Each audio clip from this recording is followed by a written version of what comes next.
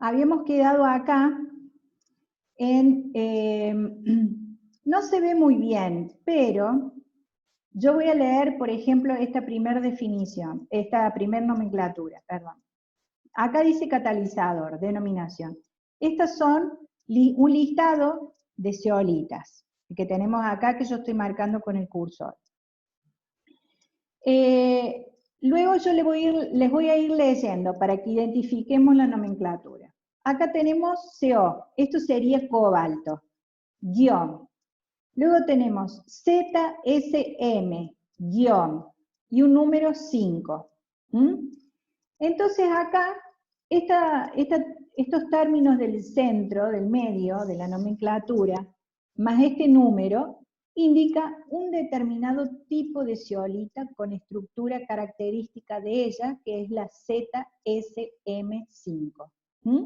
Esta zeolita es una estructura microporosa habíamos dicho con poros de tamaño de menos de 10 Armstrongs, o menos de 20 también. En este caso, esta zeolita ZSM5 tiene poros entre 5 y 6 Armstrong. ZSM5 es un tipo de zeolita que vamos a trabajar mucho en el cuatrimestre. Adelante dice cobalto. Este cobalto ha sido incorporado por nosotras mediante un tratamiento químico, por ejemplo, poner en contacto esta zeolita, el aluminosilicato de silicios y aluminios conectados con oxígeno, la red tridimensional, que tiene entonces, al ser un aluminosilicato, dijimos esas cargas negativas distribuidas en la red. En este caso, el tratamiento químico que hicimos nosotros con este material, en lugar de hacer un tratamiento químico con una solución de un ácido para incorporar y neutralizar esas cargas negativas de la red que veíamos en las filminas anteriores, en lugar de neutralizarlas con protones, si hubiésemos hecho un tratamiento químico con ácido clorhídrico, nítrico, le hicimos un tratamiento químico con una sal, en este caso una sal de nitratos o cloruro de cobalto. Tenemos los cationes cobalto y estamos neutralizando las cargas negativas de la red, en lugar de neutralizarlas con protones monovalentes, los protones, las estamos neutralizando con cationes, en este caso divalentes como es el cobalto. Entonces, ¿qué necesitamos acá? El cobalto va a neutralizar dos cargas negativas cercanas en la red. Y con esto, ¿qué quiero decirle? Mire, acá tenemos níquel, hemos hecho tratamientos con níquel, con sales de níquel, con sales de manganeso, con sales de zinc, sales de hierro, sales de cromo, sales de vanadio. Miren, por un lado eso. Y por otro lado, acá entre paréntesis, tenemos cobalto 0.4. Cobalto 0.6, cobalto 0.8, y acá lo mismo, níquel 1.6, manganeso 0.8, manganeso 2.8, manganeso 2.4. ¿Qué significa esto? Quiere decir, es una nomenclatura nuestra, quiere decir que le hemos incorporado a la red de aluminosilicato de la zeolita ZSM5 esta cantidad porcentual de manganeso para neutralizar las cargas negativas de la red aluminosilicato de esta zeolita. Acá tiene 0,8% de manganeso, 0,8% de manganeso. Esta otra tiene más, 2.8, esta tiene 2.4, esta de zinc tiene 3.3, de hierro 3, en fin. Miren la infinita variedad y composición de zeolitas que podemos tener nosotros, sí, a la red de aluminosilicato. Primero que tenemos una red de aluminosilicato propia, única, definida, con estructura definida, repetitiva, que se repite a largo alcance, que siempre es la misma, que siempre tiene el mismo número de poros, tamaño de poros, de canales, la forma de los canales, el tamaño de canales, que es esta, por ejemplo, la ZSM5. Si a esa la podemos modificar agregándole sitios de ácidos de bronce o de Lewis si la tratamos con ácidos. Le podemos modificar el comportamiento catalítico si le incorporamos diversos tipos de cationes, como vemos acá, porque cada catión tiene su propia estructura electrónica, que lo diferencia un elemento de otro. Cobalto distinto al zinc, el zinc distinto al manganeso y al hierro, y así sucesivamente. Cada elemento, cada catión que nosotros utilicemos para neutralizar las cargas negativas de la red alumino-silicato, le va a conferir a esa red un comportamiento único y distintivo, distinto de la de cobalto ZSM5, tendrá un comportamiento diferente a la de níquel ZSM5 y esta a su vez a la de manganeso. Y vamos creando catalizadores con distintas propiedades físico-químicas que los distinguen uno de otros y los hacen específicos para determinados tipos de reacciones. Entonces, vuelvo a lo que les dije la clase pasada. Siendo capaces de diseñar y sintetizar materiales catalíticos de acuerdo a las necesidades que querramos, que tengamos en mente, o de acuerdo a las necesidades a las cuales los querramos aplicar, manejamos la llave y la clave de cualquier proceso, porque acá estamos diseñando, configurando y sintetizando materiales catalíticos plausibles de ser aplicados en las reacciones de nuestro interés y que se distinguen unos de otros de acuerdo a qué configuración electrónica le incorporemos de acuerdo a la incorporación de distintos metales. A ver, acá tenemos una pregunta.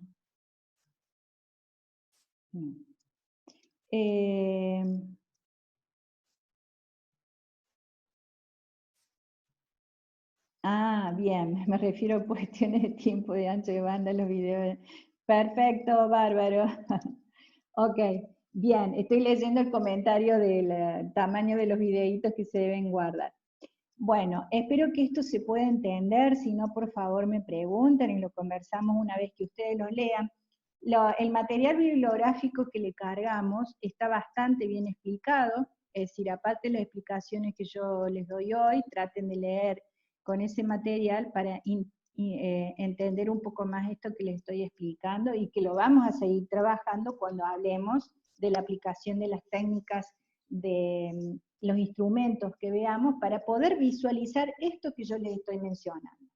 Entonces, de acuerdo a qué elementos o cationes utilicemos para neutralizar esas cargas negativas de la red de alumino-silicatos, podemos tener un catalizador que cumple las funciones de catálisis ácida, o de catálisis básica, o de catálisis redox, por ejemplo, si yo utilicé hierro, por ejemplo, para neutralizar las cargas negativas. Sabemos que el hierro tiene un estado, podemos oscilar entre un estado 2 más y un estado 3 más.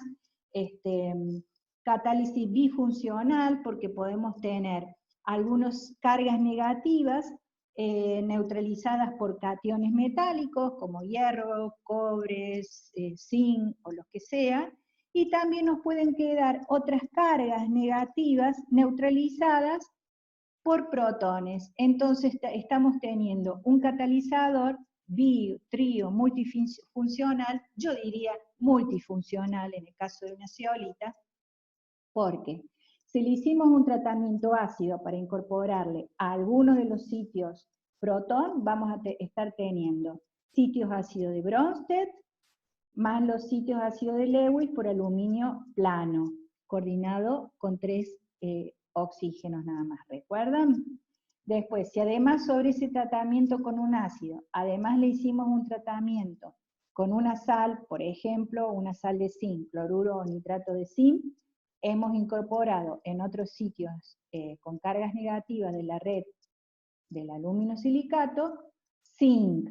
Por lo tanto, ahí el zinc, con su propia estructura electrónica, ya le confiere algún otro estado particular a la estructura electrónica global de la red. O un hierro, por ejemplo, un hierro que puede oscilar entre +2 y +3. Y además, vamos a estar teniendo entonces una función ácida por Bronsted y Lewis. Si pusimos hierro, además vamos a tener una función de tipo redox. Además, ¿qué otra función tenemos? La de selectividad de forma propiamente de las zeolitas, por el tamaño de los canales, de los poros primero, y de los canales o cavidades internas. Entonces, miren si no es multifuncional. Bien, son catalizadores realmente muy atractivos, esta familia de materiales porosos. Ahora estamos viendo las zeolitas, pero hay una gran variedad de materiales porosos, entre ellos están las zeolitas. Catalizadores tremendamente atractivos que van a tener funciones químicas como estas, funciones de tipo estructural, como ser la existencia de tipos de poros, canales o cavidades que me proporcionan la selectividad de forma. Otra de las atracciones o atractivos de este tipo de materiales, al ser materiales cristalinos, con estructuras cristalinas, quiere decir que son muy resistentes al uso de los mismos, a las altas temperaturas dentro de los reactores donde se producen las reacciones, a la agresividad de los reactivos y o productos de reacción, a las altas temperaturas a las cuales son sometidos para ser regenerados y recuperados los sitios activos en el caso de que se haya depositado coque y hayan bloqueado los sitios activos, los poros, el ingreso a los canales o cavidades. Son muy resistentes al ser estructuras cristalinas, donde esos átomos de silicios coordinados con oxígeno o aluminios coordinados con oxígeno y a su vez las cargas negativas neutralizadas con protones o cationes metálicos, hacen de esa red una red muy fuerte, muy resistente, resistente a tratamientos químicos, tratamientos y o sometimientos químicos, físicos, de tipo térmico, presiones. Por lo tanto, son muy requeridos y muy utilizados y muy bien vistos este tipo de materiales. Y fundamentalmente para trabajar en situaciones extremas, ¿no? Bien, por ejemplo, la ZSM5 que veíamos recién, que en la filmina anterior, entonces está formada por una red de aluminosilicato, es decir, tanto número de silicios, de oxígenos y en menor número aluminios. Estos aluminios son los que generan las cargas negativas, que dentro del reactor de síntesis, la síntesis de estos materiales llevan, es decir, tenemos que tener una fuente que nos provee el silicio, una fuente que nos provee el silicio, el oxígeno, otra fuente que nos provea el aluminio, en un medio,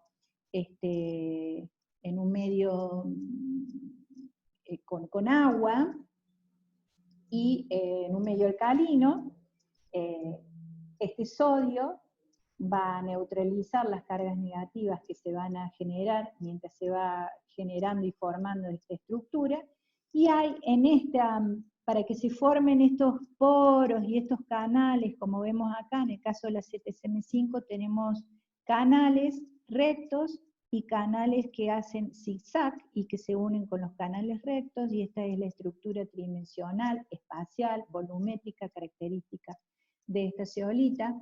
Los tamaños de poro, de ingreso, acceso o la puerta de ingreso de estos tubos o canales son los anillos, y este poro mide entre 5 y 6 angstrom.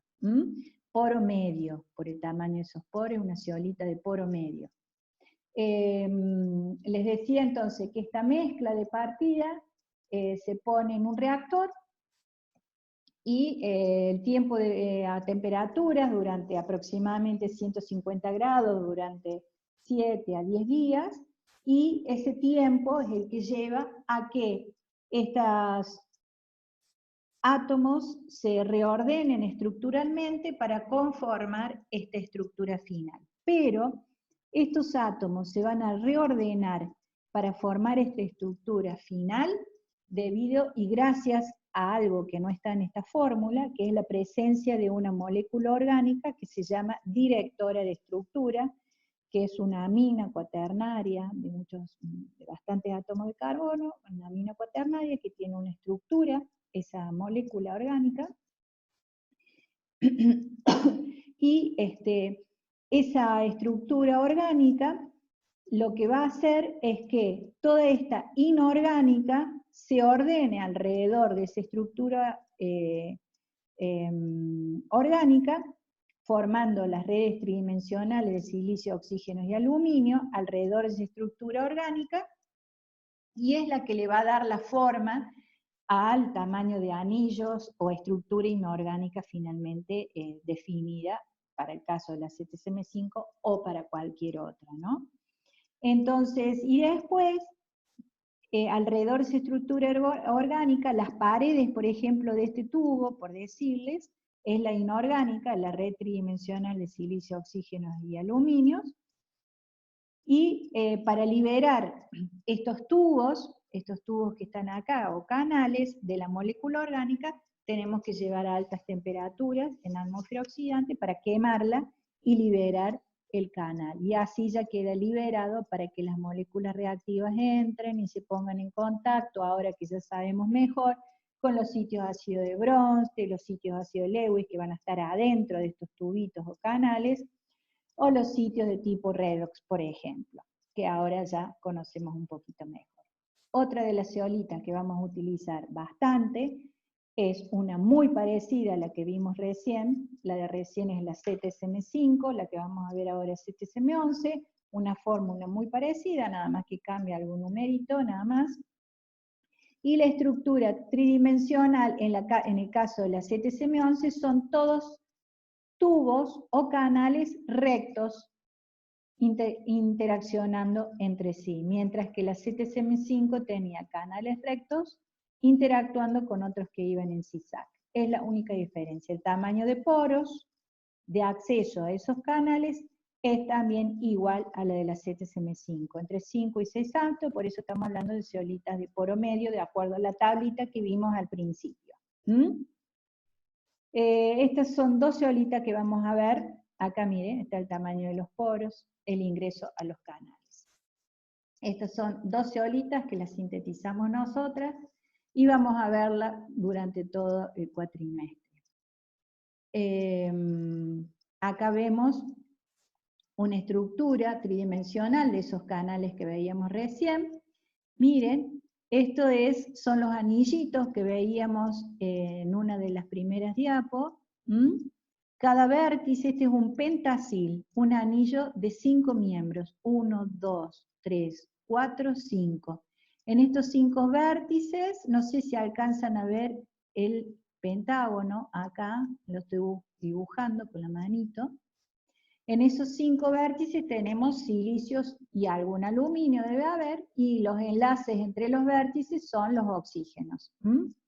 Esa es la estructura primaria de esta zeolita ZSM. Se unen, todos estos pentágonos se unen entre sí y forman esta red, primero cadenas, las cadenas se unen entre sí, forman redes tridimensionales, y miren la estructura que forman. Este hueco, unidas muchas redes de esta estructura, unidas entre sí, forman a largo alcance en la lejanía, esto que serían los tubitos que veíamos, y este es el anillo de ingreso a esos tubitos. Y este tubo, originariamente en el reactor donde se sintetizó durante de 7 a 10 días el catalizador, la zeolita, acá adentro estaba esa molécula orgánica, esa amina orgánica que yo les dije. Y alrededor de esa molécula orgánica, que es una molécula larga, porque tiene muchos átomos de carbono, se formó toda esta estructura inorgánica. Y después, para liberar los canales, tuvimos que calentar esto en atmósfera oxidante y a temperaturas altas para quemar esa molécula y que nos queden libres los canales. Y ahí adentro es donde están los sitios ácidos de Bronsted, de Lewis, redox, y por acá adentro transitan las moléculas. Las moléculas reactivas, los estados de transición intermediario, y se salen los productos de reacción final. ¿Qué más tenemos acá? Acá tenemos un listado de zeolitas naturales y algunas muy poquitas sintéticas, pero no hace falta que se los aprendan. Aplicaciones, tenemos características y propiedades, acá dice. Bueno, yo se las he mencionado, las características y propiedades pueden ser utilizadas como catalizadores, son muy estables, su estructura cristalina es muy estable, ya se los he dicho. Presentan canales, actúan como tamiz molecular, esto es la selectividad de forma. Tamiz molecular es la selectividad de forma, selecciona qué moléculas entran y qué moléculas no. Sí, ya termino, gracias por avisarme, ya termino. Y pueden actuar como absorbentes y tamices moleculares, como intercambiadores iónicos, se las usa para cromatografía, como catalizadores. Bueno, estos son los usos. Para actuar, acá es simplemente leer los distintos usos que tiene, además de ser utilizadas como catalizadores, que es lo que vamos a ver nosotros, pero tienen una gran diversidad de aplicaciones, esto lo van a ver también en el material que le dejamos. Y de acá quería comentar simplemente para cerrar lo que es materiales catalíticos o materiales con funciones catalíticas, es que para trabajar en esta área hay que manejar o estar inmerso o conocer y ser capaz de interactuar con muchas otras áreas de las ciencias, porque estamos manejando química orgánica para las reacciones, química inorgánica para la síntesis de los materiales, química superficie, que tiene que ver la interacción de las moléculas con la superficie de los sólidos inorgánicos, cinética química, que tiene que ver con el desempeño de la reacción química desde el inicio hasta el final, termoquímica y fisicoquímica también, física del estado sólido o química del estado sólido cuando estamos realizando ensayos de estudios de caracterización de los materiales catalíticos para ver cuál es su conformación cristalina, su composición, su estructura, etcétera, etcétera. Algunos los trabajan dentro del campo del cerámico, de la metalurgia, y por supuesto dentro del campo de la ingeniería química y procesos, porque adentro de esos poros y canales se llevan adelante las reacciones y los procesos. En general decimos que las zeolitas son una planta química a estado micro-nano, porque adentro de esos canales y de esos tubos y de esas cavidades a nivel micro y nano se producen los procesos químicos como si fuese una planta química a nivel industrial.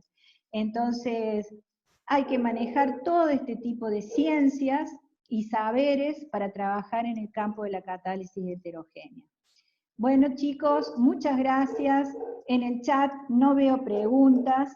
Igualmente, antes de comenzar conmigo la semana que viene, podemos empezar evacuando dudas, luego de la lectura que ustedes hayan tenido del material que les hemos provisto, y ya la semana que viene empezaríamos con las preguntitas salteadas a los inscriptos en el listado de inscriptos que tenemos. Desde ya, muchas gracias por la atención, por acompañarnos.